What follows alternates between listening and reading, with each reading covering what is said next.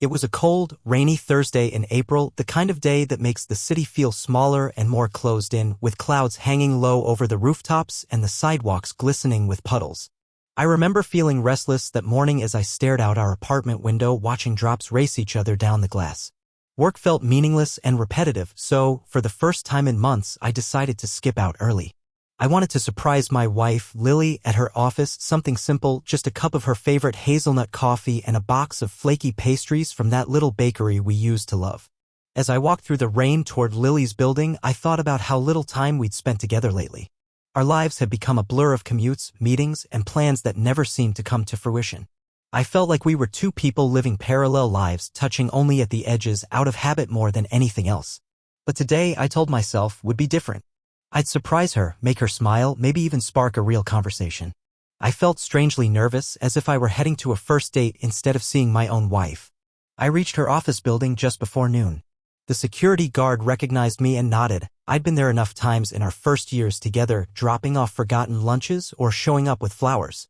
But it had been months since my last visit, and the lobby felt colder, more impersonal.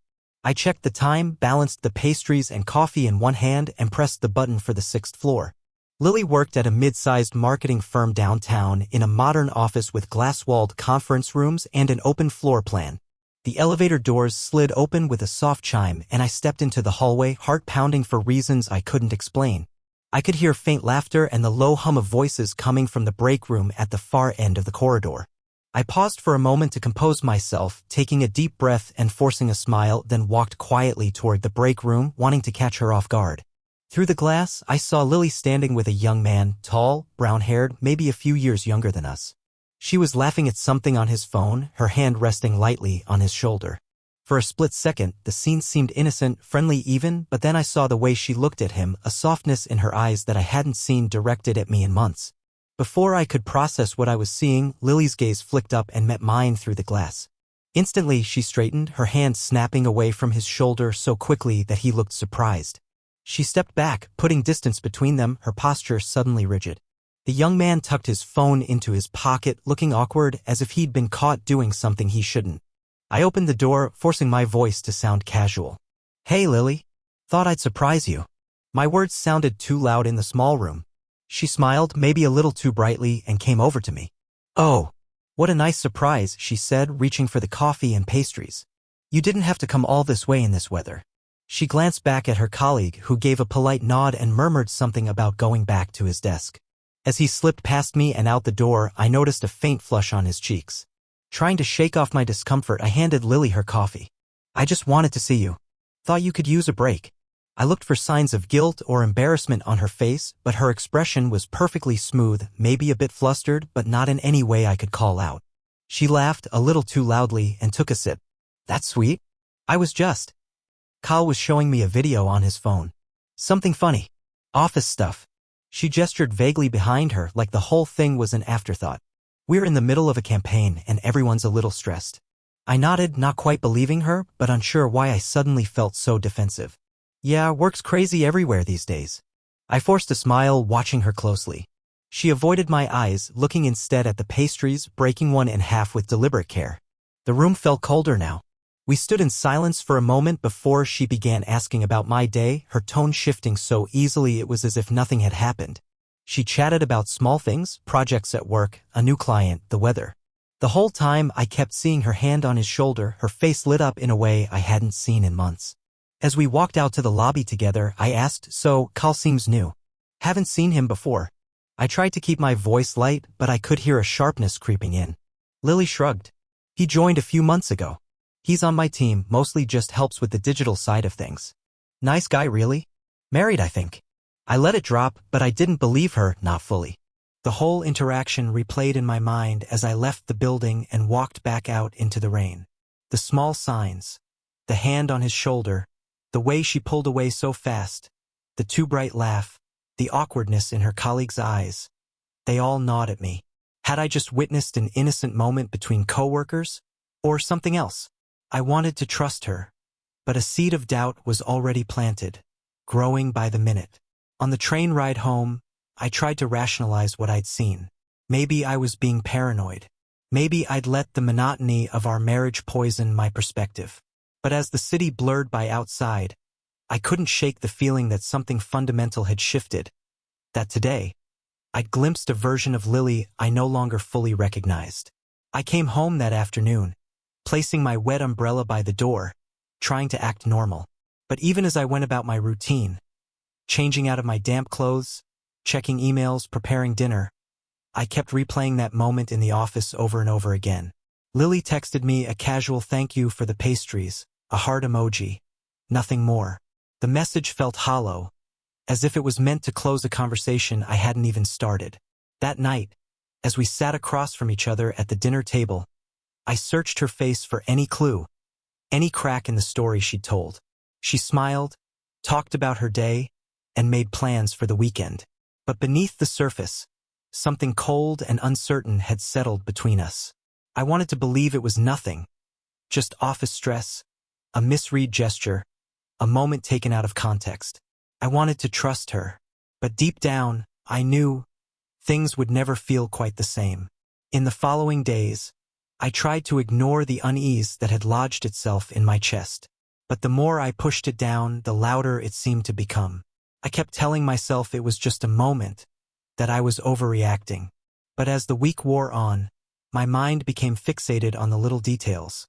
Things that before had seemed insignificant but now gnawed at me relentlessly. Lily's routine had changed. She was suddenly spending long hours at the gym after work, something she'd never done before. She'd always hated the idea of working out after a long day, preferring to relax with a book or catch up on her favorite shows. But now, it seemed like every evening, she'd disappear for hours, leaving her phone on silent, tucked into her bag. She'd become unreachable during these times, and whenever I asked her about it, she'd wave it off with an overly cheerful explanation. "Oh, just trying to get in shape," she'd say with a grin. "The stress of work. You know how it is." Her sudden fixation on fitness didn't sit well with me, but it wasn't just the gym. It was everything. The late-night work calls. The weekends when she claimed she had errands to run, only to return hours later without any real explanation of where she'd been or what she'd been doing. I couldn't understand it. She'd always been so open, so involved in our life together. Now, she seemed like a stranger, distant and evasive. The int*Macy we once shared had faded into something cold and distant. Then there was the car. One evening, while I was loading groceries into the trunk, I noticed a jacket that didn't belong to me. A thick woolen coat, dark green, with a label I didn't recognize. I froze for a moment, my fingers still gripping the edge of the cart. My mind raced, but I didn't say anything. Maybe it was just a mistake. Maybe she had borrowed it from a friend or coworker. But the knot in my stomach tightened with each passing minute, and I couldn't shake the image of her laughing with Kyle, the young colleague from her office. That night, after dinner, I tried to bring it up. I casually mentioned the jacket, asking if it was hers or if someone had left it in the car. Lily looked at me, her eyes narrowing slightly, and for a moment, I thought I saw something flicker behind them. A flash of guilt? Or maybe just annoyance. "Just something from work," she replied, too quickly. "One of the guys must have left it in the back seat after our meeting. It's not important." I didn't press the issue. I told myself I was being paranoid, imagining things. But as the days passed, more signs began to add up. Lily had stopped wearing her usual perfume, the one she wore when we first met, the scent that had become a part of her. In its place was something lighter, sharper, almost clinical. It didn't suit her. And it wasn't just the perfume, it was the way she moved, the way she talked. She seemed different, more guarded, like she was holding something back. I remembered the nights when she used to curl up next to me on the couch, resting her head on my chest, asking about my day. We'd share stories, laugh about the little things, dream about the future. Now, when I tried to talk to her, she'd smile politely but quickly turn the conversation elsewhere. She'd changed the subject so fast, it was like she was avoiding something. Every touch, every attempt to reconnect was met with distance. The worst part, though, was how she'd started avoiding physical contact. It started small, with her pulling away when I'd try to hug her after a long day. Then it became more pronounced. She stopped reaching for my hand in public, stopped sitting close to me on the couch. Even in bed, she seemed distant, lying on the far side of the mattress, her back turned toward me. I couldn't ignore it any longer. Something was wrong. I tried to convince myself that maybe it was just work stress or a rough patch. But deep down, I knew. I could feel it in the pit of my stomach, that gut-wrenching certainty that something was broken between us. And no matter how hard I tried to pretend everything was fine, I couldn't shake the feeling that I was losing her. A week passed and then another. My suspicions grew, and the distance between us widened. Lily continued to come home late from work, her excuses always sounding the same. Just a late meeting? Or, there was traffic. But something in her voice, the way she said it, the tightness around her eyes, told me she was lying. I kept a mental tally of every oddity, every discrepancy. I became obsessed with it, replaying every conversation, every interaction, looking for a crack in her story. One night, I found myself lying awake in bed, staring at the ceiling. The silence in our room felt deafening. I could hear the soft ticking of the clock on the nightstand, each second dragging by like an eternity.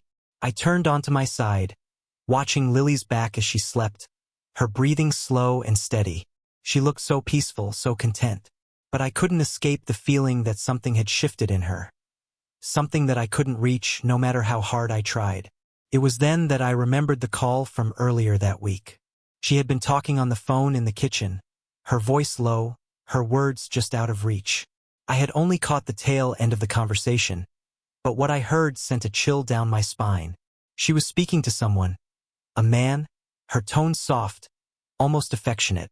I couldn't hear the full conversation, but the way she smiled when she hung up, the way she turned to me with a sudden, forced cheerfulness. It all felt wrong. I tried to dismiss it as nothing, but the seed of doubt had already been planted. And then, everything came to a head. A week later, I was walking through the city center after work, just trying to clear my head, when I stumbled across something I wasn't prepared for.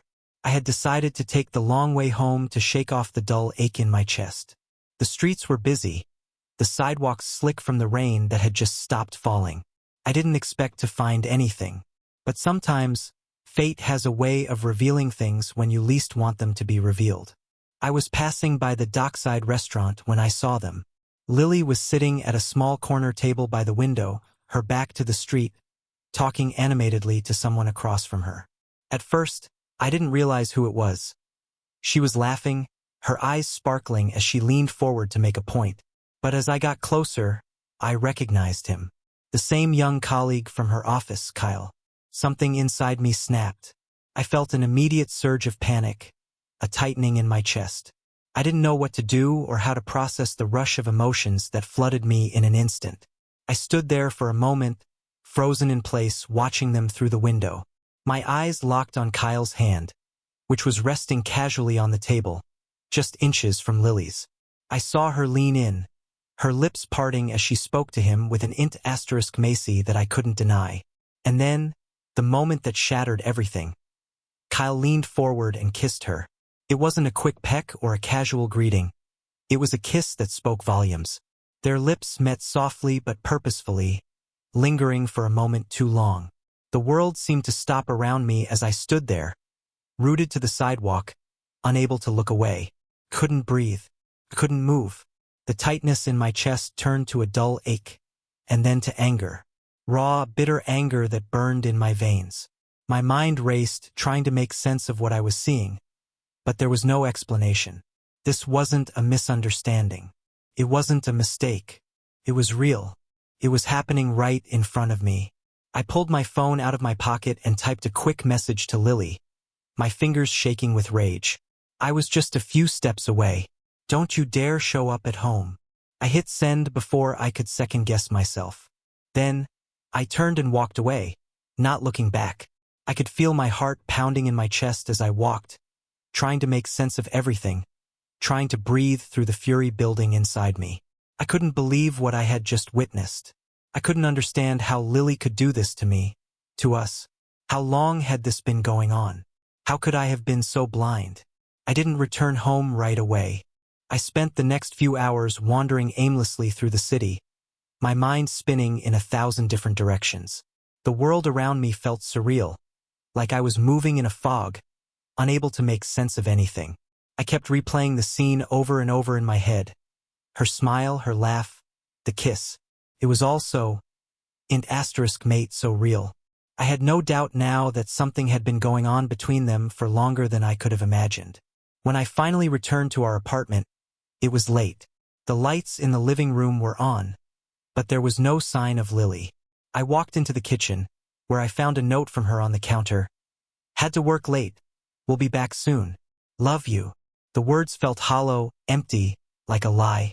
I couldn't even bring myself to read the rest of it. I sat down on the couch, my hands trembling as I stared at the note. It felt like my whole life had been flipped upside down in the span of a few hours. I could still feel the weight of that kiss, the way it had shattered everything I thought I knew about my wife. An hour passed and then another. I heard the door click open, the familiar sound of Lily's key turning in the lock. My heart skipped a beat, and then the anger returned, sharp and hot, burning in my chest. I stood up as she stepped inside, looking startled to see me sitting there in the dim light. "Hey," she said, her voice uncertain. She took a step forward, but I didn't move. Couldn't. I stared at her, trying to keep my composure. "I saw you," I said, my voice tight. "I saw you with him. At the dockside." Lily froze, her eyes wide with shock. But for just a split second, I saw it. A flicker of guilt, or maybe fear, flash across her face. It was too quick for her to hide. "What are you talking about?" she stammered. What do you mean?" I didn't answer. Instead, I pulled my phone out of my pocket and showed her the message I had sent. The one that was still sitting on her screen. "Don't you dare show up at home." She took a step back, her face pale. "Ryan, I can explain. Please, just listen." But I couldn't listen anymore. Everything she had told me over the past few weeks, the late nights, the meetings, the sudden distance between us, none of it made sense anymore. I didn't need her explanations. The truth was right in front of me, and I couldn't unsee it. "You kissed him, Lily?" I said quietly, almost to myself. "You kissed him, and you've been lying to me." For the first time, she looked truly lost.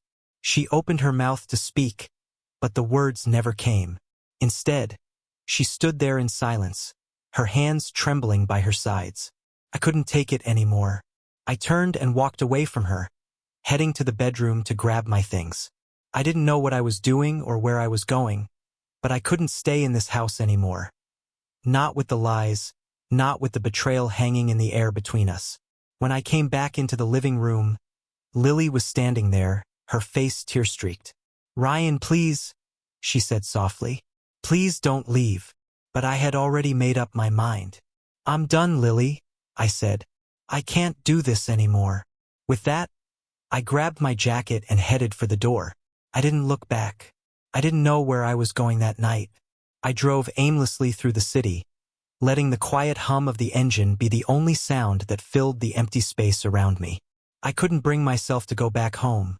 Not yet. Not after what I'd seen, not after what Lily had done. I couldn't bear the thought of being in that apartment, surrounded by the remnants of what used to be our life together. So I drove. Around the city, through the streets that we had walked hand in hand, the streets that now seemed unfamiliar, cold. Eventually, I ended up at a small cafe by the waterfront. It was one of those places that had a calming atmosphere, dim lights, the scent of coffee and pastries wafting in the air. I wasn't hungry, but I ordered a coffee anyway. Black, just the way I used to drink it before everything had changed. As I sat there, staring at the steam rising from my cup, my mind kept racing back to the conversation I'd had with Lily. I hadn't been ready for it. I thought I was prepared, but the moment I walked back into that apartment, it all fell apart. The silence between us was suffocating, and I could feel her guilt hanging in the air like a thick fog. She had stood there, eyes wide, as if she thought I wouldn't notice the truth that was staring me in the face. When she spoke, her voice was shaky, like she wasn't sure where to start. "Ryan, I know how it looks, but it's not what you think," she had said, her words coming out in a rush. "Kyle and I, There's nothing between us. It was just a mistake, a moment of weakness. I had wanted to scream at her then, to call her out on her lies, to make her see that I wasn't the fool she thought I was. But instead, I had stayed quiet, letting her words fall over me like a cold, hard rain. She went on trying to explain, but every word she spoke only dug the knife deeper into my chest. It was just one kiss, she said, her voice pleading. I didn't mean for it to happen. I swear. It was stupid and I regret it, but it doesn't mean anything. I had wanted to believe her. I really had. But every time she spoke, the cracks in her story became more apparent. I could see the way she hesitated, the way her eyes darted to the side, avoiding mine. I could see the guilt written all over her face. You think I don't know what's been going on, Lily? I had asked, my voice barely above a whisper. The late nights, the phone calls, the way you've been acting like a stranger? This isn't just about one kiss. This is about everything you've been hiding from me. And I've been too blind to see it. Lily had reached out to touch my arm, her fingers trembling. Please, Ryan. I'm so sorry. I never wanted to hurt you. I've just felt so lost lately. With everything at work, everything in my life. I needed someone to talk to. Someone who understood. Kyle was there for me. It just happened. I could hear the desperation in her voice, but it didn't change anything. It didn't change the fact that she had betrayed me, that she had gone behind my back with someone I barely knew, someone she had called a friend. She had let him in, let him get close, and now everything between us felt shattered. I trusted you, I had said, my voice thick with emotion. I trusted you and you broke that trust. It wasn't just a kiss, Lily. It was everything, the lies, the distance, the coldness. You've been lying to me for months and I've been too damn stupid to see it. Her face crumpled as I spoke, and for a moment I thought she might cry. But instead, she just stood there, frozen, like she didn't know what to say anymore.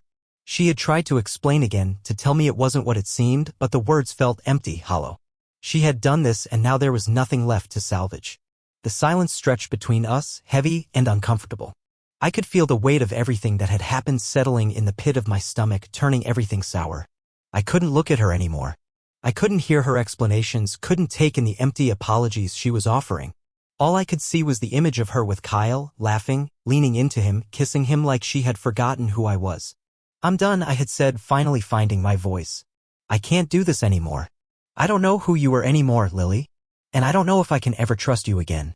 She had reached out, her hands trembling as they grabbed my sleeve. Ryan, please, don't say that. Please, we can work through this. We can fix this, I know we can. But it was too late. The damage had already been done, and nothing she could say would change that. I don't think we can, I had replied quietly. Not after everything. Not after what you've done. I had grabbed my things, my jacket, my keys, and I left without looking back. I didn't want to hear her plead anymore. I didn't want to see her face, not when I knew the truth. I walked out the door and into the night, not caring where I was going, just needing to get away from the suffocating reality of it all. I drove for hours, not knowing where I was heading, just needing to escape. I found myself on the outskirts of the city, parked at a quiet spot overlooking the river. I sat there in my car, staring out at the dark water, trying to make sense of the chaos in my mind. The anger had subsided, replaced by something colder, something that felt like resignation. I had loved her. I had given her everything, and she had thrown it all away. The silence in my car felt like a relief. I didn't have to hear her voice, didn't have to listen to her excuses. But I also knew that I was at a crossroads. This wasn't just about Lily and Kyle. This was about me, about who I had become in this relationship and who I was going to be without her. I couldn't go back to the way things were. I couldn't pretend that nothing had happened. But I didn't know what the future held. All I knew was that I needed to find a way to rebuild my life, to find myself again. And that journey, however long it would take, had to start now. The next few days felt like a blur. I spent them drifting between numbness and rage, unable to focus on anything for long. I couldn't go back to the apartment, not yet. The thought of facing Lily again, of seeing her in the same space where everything had fallen apart, made my stomach turn. So I stayed away, wandering through the city, filling my days with distractions that barely kept my mind from spiraling. The anger hadn't subsided. If anything, it grew with each passing hour, fed by the helplessness I felt. I couldn't make sense of what had happened, how the woman I had loved, the one I had trusted with everything, could do this to me. The betrayal was sharp, cutting deeper than I ever thought possible. And the worst part was that I wasn't sure how to even begin picking up the pieces of my life. But then, in the quiet of my hotel room one night, my phone buzzed. It was an unknown number, but I hesitated before answering, feeling a strange pull in my gut. Maybe it was a wrong number. Maybe it was just someone trying to sell me something. But I knew deep down that it wasn't. Ryan, a woman's voice came through the speaker, low and tentative. This is Jessica. I'm Kyle's wife. I froze, the name hitting me like a punch to the gut. Kyle? The same man I had seen kissing my wife just days before. My stomach lurched as a cold sweat began to form on my skin. I could barely speak, the words caught in my throat. I'm sorry to call you like this, she continued, her voice barely audible. But I need you to know the truth. Everything that you think you know, it's worse than that. Kyle and Lily, it's not just a kiss. It's been going on for months. Her words hung in the air between us, heavy and suffocating. Months? My mind raced as I processed what she was saying. I could hear the distress in her voice, the pain she was trying to keep hidden behind her words. The anger inside me flared, but there was something else too, a sick, twisted sense of relief. I wasn't the only one deceived. I have proof, Jessica continued, her voice trembling now. Pictures, texts. I know what Kyle has been doing, and I know how he's been lying to me. I've had enough of it. And I think you need to know too. I didn't know what to say. Part of me wanted to hang up, to shut everything out and pretend that none of it was real. But another part of me, the part that still cared about the truth, knew I had to listen. I had to hear it all, no matter how much it hurt. Where do we meet? I asked, my voice tight, controlled. We arranged to meet at a small cafe near the outskirts of the city. The place was quiet, far from the bustle of downtown, and I thought it would be easier to have a conversation there, away from prying eyes and distractions. I didn't know what I expected. I didn't know what I wanted out of this meeting. But the need to hear the full story, to understand the full scope of the betrayal, was overwhelming. When I arrived, Jessica was already seated at a corner table. She looked older than I'd imagined, her face pale and drawn. There were dark circles under her eyes, evidence of sleepless nights, of the emotional toll this had taken on her. She looked up as I approached, and for a moment we just stared at each other, two strangers bound together by the same pain. Ryan, she said softly, her voice barely above a whisper. I'm so sorry you had to find out like this. I know you're angry. I would be too. But I think you deserve to know everything. I sat down across from her, feeling the weight of her words settle heavily in the pit of my stomach. I didn't want to hear it. I didn't want to know any more than I already did. But I nodded, signaling her to continue. Jessica pulled out her phone and opened a series of messages. The first was a text from Kyle, sent just a few days ago, saying how much he missed Lily, how he couldn't wait to see her again. The messages were casual, but underneath them there was a dangerous in asterisk Macy, a sense of connection that was impossible to ignore. My eyes scanned through them quickly, my heart pounding with each new revelation. These texts, Jessica said, her voice breaking. They've been seeing each other for months. He's been lying to me, telling me that he's working late or out of town. But I've seen the signs. I've known for a while, but I couldn't prove it until now. She handed me her phone, and I glanced at a few more pictures. There they were, Kyle and Lily, laughing together at a cafe, their faces close as if they were sharing a private joke. And another one, Lily with her arms around him, her face tilted up toward his, looking so comfortable, so at ease. It felt like a slap in the face, each image more painful than the last. I don't know how to fix this, Ryan, Jessica said, wiping her eyes with the back of her hand. I thought I could trust him. But I can't anymore. And now I'm doing what I should have done a long time ago. I'm exposing the truth. I nodded, still in shock. I didn't know what to say. Part of me wanted to lash out, to scream at Kyle for what he had done, to confront him in the same way I had confronted Lily. But another part of me was numb, detached from the raw emotions swirling inside me. I didn't know what I wanted from this situation. I didn't know what I expected from Jessica. She looked at me, her eyes filled with sorrow. I think we should both report them to their company, she said. It's the only way to make sure they're held accountable for what they've done. I didn't hesitate. I agreed, knowing that it was the only option left. It wasn't about revenge anymore. It was about justice, about making sure that their betrayal didn't go unpunished. The following week felt like a blur. Jessica and I met several times to discuss what we needed to do. She seemed determined, relentless in her quest for justice. I couldn't blame her. She was just as much a victim as I was, though I couldn't fully understand her pain. My thoughts, meanwhile, swirled around Lily, her lies, and the betrayal that had torn my life apart. When we finally decided to report the affair to the company, it wasn't out of spite or revenge. It was a matter of principle. We both knew what Kyle and Lily had done was unethical, and we had the evidence to prove it. We had to make sure this wouldn't just be swept under the rug. It wasn't enough to confront them, we needed to make sure there were consequences. The company's HR department didn't waste time. After reviewing the evidence, they fired both Kyle and Lily for violating the company's ethics policy. The severity of the consequences was undeniable. When I heard the news, I felt a mix of relief and bitterness. They had been caught, exposed for the people they really were. But at the same time, it wasn't a victory. Nothing would bring back the trust one had lost. Lily didn't fight the firing. She didn't even attempt to explain herself. She packed her things quietly, as if she knew it was coming, as if she'd been prepared for this moment. She didn't apologize, not once. She simply left, her eyes red but resolute, leaving her keys on the table by the door. I didn't speak to her. I didn't need to. After she was gone, the apartment felt too big, too empty. I was alone now, surrounded by the remnants of our life together, our furniture, the pictures on the walls, the memories of everything we had shared. It was strange how quickly everything could unravel. One moment I had everything I thought I needed. The next I was staring at an empty space, trying to piece together what had gone wrong. Weeks passed, and slowly the sharp edges of my anger began to dull. I wasn't healed, not by a long sh*t, but I had started to find peace in the silence. The noise of the past few months, the lies, the confrontations had faded into something I could handle. I realized that the hardest part wasn't the betrayal itself, but the fact that I had let myself be blind to it for so long. Jessica checked in on me occasionally, offering her support and letting me know how she was doing. It was a strange kind of camaraderie that had formed between us, built on shared pain and the need for closure. But slowly I realized something important. I didn't need Lily to move on. I didn't need her for my happiness. It wasn't about revenge or punishment anymore. It was about reclaiming my life, reclaiming my own sense of self. In time, I found new routines.